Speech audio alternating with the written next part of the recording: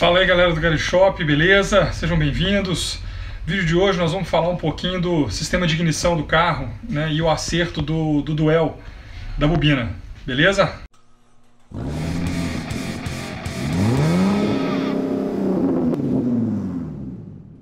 Moçada, eu recebi outro dia um comentário, num outro vídeo, do Gerson Figueiredo, e ele pediu para eu mostrar como é que tá a ligação, né, da bobina e da ignição do carro. Eu vou mostrar e depois vou aproveitar e já vou falar como é que foi que eu fiz o acerto do duel, né, lá do mapa, lá do duel da bobina. Então, primeira coisa, né, antes de tudo, o que é o duel da bobina? O duel é um tempo de carga que a bobina precisa antes dela conseguir dar a centelha, tá? Então, cada bobina tem um tempo, né, tem uma curva de carga até o momento que ela dá a centelha. Por que isso é importante? Muita gente acha que aumentando o duel você vai conseguir mais carga. Isso não é verdade. Por quê? Se a gente subir a carga demais, o máximo que vai acontecer é você passar do momento de carga máxima da bobina e começar a transformar essa energia extra em calor, o que acaba queimando a bobina. Ok? Nós vamos ver isso no mapa daqui a pouquinho, mas antes eu vou mostrar aqui como é que está a ligação do carro, beleza? Então, nós colocamos então no carro a bobina do Corsa, ela está ligada diretamente nas velas e o carro então não tem mais o distribuidor. Como é que é feito isso? A gente elimina o distribuidor do carro, né? Então a gente tira aqui o distribuidor, bota essa tampinha, né? Eu vou até colocar aqui embaixo na descrição, eu consegui um fornecedor novo, que foi o mesmo fornecedor onde eu comprei o tampão lá da bomba de combustível. Vê se eu consigo mostrar de novo aqui para se alguém quiser ver. Então ele tem lá também, eu vou colocar um modelo um pouquinho diferente do meu, mas fica legal. O que é importante? Para conseguir fazer a ligação dessa forma e eliminar o distribuidor, né, a gente precisa colocar a roda fônica, que eu já falei algumas vezes. Então a roda fônica com sensor, né, e aí ele vai fazer a leitura. E aí muita gente pergunta, né, qual que é a vantagem de utilizar a roda fônica. A vantagem de utilizar a roda fônica, gente, é o seguinte: a gente tem que pensar que a roda está ligada direto no virabrequim do carro. Então, ela dá 2 voltas em cada ciclo completo do motor, são 720 graus. Né? Ela tem 60 dentes. Então, nós temos a cada 6 graus, se a gente dividir, né, 720 por 120, que são 2 voltas da roda de 60 dentes, nós vamos ter, então, uma leitura de informação para a central a cada 6 graus. Se a gente coloca o distribuidor, né, e aí muita gente vai falar que tem carros vitoriosos e corridas aí em muitos anos que foram utilizados o distribuidor com 4 janelas. Né? Então a gente tem a informação de 4 janelas e o distribuidor fica ligado direto, né, ou no eixo auxiliar ou no comando de válvula do carro. O que acontece? A cada 2 voltas do virabrequim, o comando de válvula ou eixo auxiliar, eles dão uma volta. O que acontece? A gente tem, então, 4 sinais sendo enviados para a central a cada 360 graus. Então, quer dizer, a gente tem a informação enviada de rotação a cada 120 graus. Ou seja, no momento de uma subida de rotação, de estacionamento do carro ou qualquer outra situação, a gente tem uma informação muito mais próxima e muito melhor para o carro. Faz uma diferença absurda num carro que não vai ter um absurdo de potência? Não, mas é por isso que tem esse sistema mais avançado que é utilizado hoje. Tá ok? Vamos lá agora para o computador, para eu poder mostrar para vocês como é que eu fiz o tempo de carga da bobina, né? Que é o tempo de carga, é o duel da bobina. Vamos lá então. Bom, galera, como a gente falou aí lá na apresentação do carro, eu vou falar um pouquinho para vocês então da questão da configuração do duel, que é o tempo de carga da bobina. E no caso da bobina, então, né, eu acho que essa imagem aqui representa bem, né, o que ela é. Então, tá aqui em inglês, mas eu vou rapidamente aqui só apresentar isso aqui. Né? Então, a gente tem o primário, né, da bobina e o secundário. Então, na verdade, ela tem esse núcleo, né, de ferro, de aço, né, que conforme a indução, né, elétrica ocorre, ela vai acumulando carga. E no momento que, então, é interrompida essa carga, acontece uma indução eletromagnética do primário para o secundário. Né? E aí o secundário então descarrega, né, essa carga na vela. Tá? Então basicamente é isso. E o que é o duel? Né? Como a gente estava falando, o duel então é o tempo de carga, então é o tempo que isso ocorre. Né? E aí normalmente a gente vê nos gráficos, né, dos módulos da galera na internet aí, né, um tempo de carga enorme no início, né, e aí depois esse tempo de carga cai e entra, né, num valor padrão. Então, como é que funciona o ciclo de ignição? Né? Na verdade, hoje em dia a gente tem três tipos de bobina. A gente tem aquela bobina básica, que é inclusive a bobina que tem no Chevette, que é a galera que usa o distribuidor, que tem, né, que é a bobina simples, né, que joga a corrente lá para o distribuidor, e o distribuidor então distribui essa corrente para cada vela. Então é uma bobina simples, né, como está representado aqui.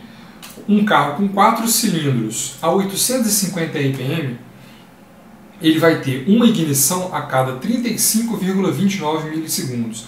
Então, se a gente lembrar lá dos números meio padrão que a gente vê aí nos módulos, o pessoal coloca 3,6 milissegundos. Então tá claro, né, que a gente tem muito tempo, né, quando a gente está ali. Eu coloquei 850 RPM, que é a lenta que eu configurei para o Chevette.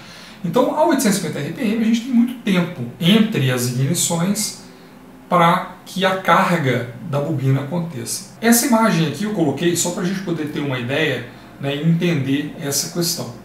Então, uma bobina simples, eu tenho aqui, né, num carro 4 cilindros, vamos voltar aqui e vamos falar aqui de 2000 RPM. Então eu tenho 15 milissegundos entre cada ignição. Né? E aí qual que é a vantagem então da gente ter a bobina dupla? Né, que é o caso do Chevette. Eu tenho duas bobinas com centelha perdida. Por que centelha perdida? As bobinas então, elas jogam a centelha no cilindro 1 e 4 e no 2 e 3 ao mesmo tempo. Ela permite que a gente tenha, né, um tempo ainda maior entre cada ignição. Por quê? A bobina simples, né, a cada 2 voltas do eixo virabrequim, ela vai ter que ter 4 ignições. Como eu tenho 2 bobinas, então eu tenho 2 ignições para cada bobina. Então, enquanto a bobina 1, né, da ignição dela, né, ela tem o ciclo, o primeiro ciclo da segunda bobina, e aí ela dá, né, a segunda ignição dela. Então a gente ganha esse tempo. Pô, Ricardo, então quando a gente tem a bobina uma por cilindro, né, eu tenho então um tempo ainda maior entre esse ciclo? Sim, né, porque cada bobina vai ter uma ignição e aí ela espera todas as outras para depois fazer o ciclo dela de novo. Então ela tem um tempo de recuperação muito maior. Isso dá para ela uma vida útil melhor, né, e também a capacidade de ser mais potente. Ela sendo mais potente, tendo uma capacidade de carga maior, ela pode gerar uma centelha melhor. Eu acho que esse foi um dos grandes pontos para a migração, né, para esse método, né, de utilização nos motores. Tá? Eu coloquei aqui também uma imagem, né, de um osciloscópio, e aqui tem uma questão muito interessante. Né? Ricardo, mas e o tempo da carga? Né? Cada módulo de ignição tem o seu, e eu tive uma dificuldade imensa para achar, né, a informação do meu. Até agora eu estou meio na dúvida se a minha bobina é aquela mesmo e tudo mais. Mas tem uma questão que é muito importante e que me estranhou muito. A gente tem lá, né, o pessoal coloca lá 20, 30 milissegundos para o início, né, na hora que você bate na chave, aquele início da rotação lá entre o 0 e o 20, ali, e 100 rotações, 200 rotações por minuto, o pessoal coloca lá 20, 30 milissegundos, como se isso, né, fosse gerar uma altíssima carga, né, inicial para ajudar na ignição do carro. A questão é que nesse gráfico a gente pode ver muito direitinho como é que isso acontece. Então aqui é um tempo de carga da bobina, né, e a gente vê que é uma parábola. Né, então não é uma reta. Quanto mais tempo eu tiver, mais carga eu vou ter. Né, é o que eu comentei lá quando eu estava mostrando o carro. Isso tem um limite, porque chega um determinado momento que o núcleo de ferro não consegue mais acumular, né, tanta carga. E o que acontece? Isso começa a virar calor. Né? Por isso, às vezes, até que a bobina queima. Então, olha só como é que é interessante. Com 3,8 milissegundos, essa bobina desse exemplo aqui, ela estava gerando 6 amperes. Né? E aqui, olha, próximo de 10, ou seja, mais do que o dobro, né? Quer dizer, aqui com 9 milissegundos, ela estava gerando só 7,7. Então, ou seja, de 3,8 para em torno de 9 milissegundos, ela gera só 1,7 amperes a mais. Né? Então, será que essa diferença é tão significativa a ponto de valer a pena essa sobrecarga na bobina? E você imagina, então, a gente, em vez de colocar 9, né, a gente colocar lá 15 ou 20. Se a gente imaginar esse gráfico continuando aqui, olha a quantidade de calor que a gente está gerando e nada de resultado. A Mega Squirt, né, que é um outro módulo de ignição, de injeção eletrônica, ele faz uma compensação pela voltagem da bateria. Então, quando a voltagem da bateria cai, né, você precisa ter um tempo de carga maior para conseguir alcançar o máximo que, vamos dizer, a potência nominal da bobina. Então, nesse exemplo aqui, por exemplo, né, eu coloquei 2,6 milissegundos, que é a voltagem, né, nesse documento aqui da Delphi que eu encontrei para a minha bobina. A minha bobina é essa aqui, que é aquela bobina do Corsa, do Celta. Né, e ele fala aqui, olha, que a 14 volts ele leva 2,6 milissegundos. Tá? Então, né, colocando aqui 2,6 a 14 volts, então eu tenho a 12 volts, eu precisaria de 2,6 milissegundos, a 10 volts 3,5, a 8 volts 5. Né? Então, o que eu decidi fazer? Em vez de ficar colocando lá qualquer carga no gráfico da Pandu, né, eu decidi então utilizar essa tabela, né, do gerenciamento de mapa, né, da carga da bobina, para fazer, através da rotação do carro, a compensação da carga da bobina que a minha bobina precisa, porque o meu alternador não está conseguindo, em baixa rotação, dar uma carga, né, razoável. Então eu estou ali, né, girando, então eu tenho aqui o log, a gente fica girando ali em torno de 12 volts. Né? Então, olha só, aqui a 1700 RPM, 1170 RPM, eu estou só com 12,2 volts. E na hora que eu dei na chave a ignição do carro, né, então o momento de menor carga aqui, olha, né, ele ainda estava considerando 0 RPM, né, mas a minha tensão da bateria estava em 10,3 volts. Então o que eu fiz? Lá no gerenciador de mapas, né, a 0 RPM aqui, né, eu coloquei então uma compensação para que eu pudesse ter o dual ideal, né, da minha bobina. A 10 volts 3,5, eu botei até aqui um pouco a mais, né, vai ser muito pouco tempo, também não vou queimar a bateria, a bobina por causa disso.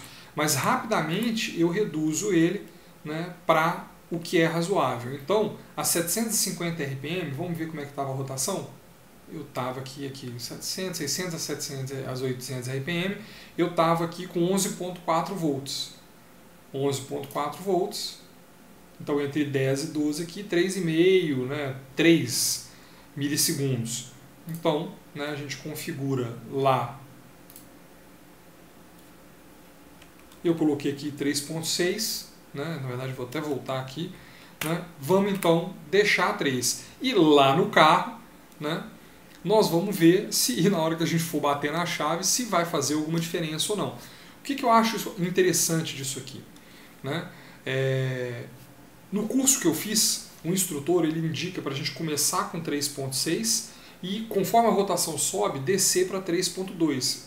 Né? E a grande questão a gente desce para 3,2 porque senão não vai acontecer o ciclo de carga no momento, a centelha não vai ser descarregada no momento ideal, né? Lá do ponto morto superior, conforme a nossa configuração de ponto para aquela rotação.